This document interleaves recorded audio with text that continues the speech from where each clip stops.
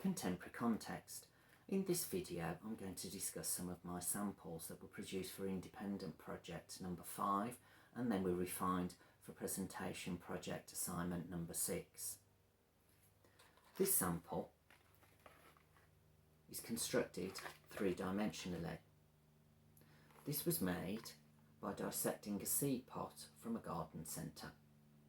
It was reconstructed with the use of a sewing machine and some hand stitching. The hand stitching is with flexible wire. Now this technique gave me a good solid sample which was strong, domed like, and allowed me to start to think of how to put the samples in a context.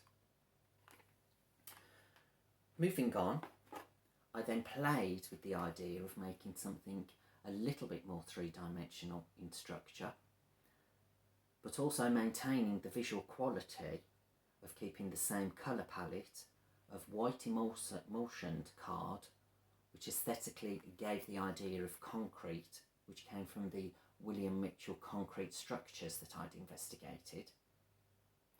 Again, dissecting and reconstruction and hand stitching gave me then this flexible three-dimensional quality to the sample.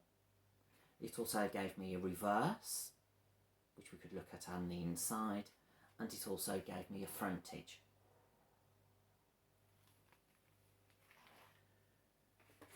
Now, due to having issues with refining some of my ideas and samples, I kept this collection very simple.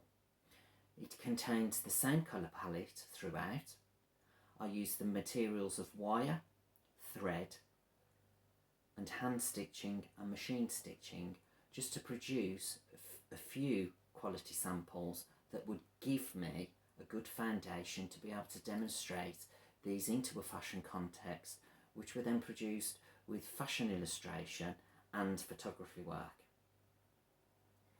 Now this was the last of the final of the samples.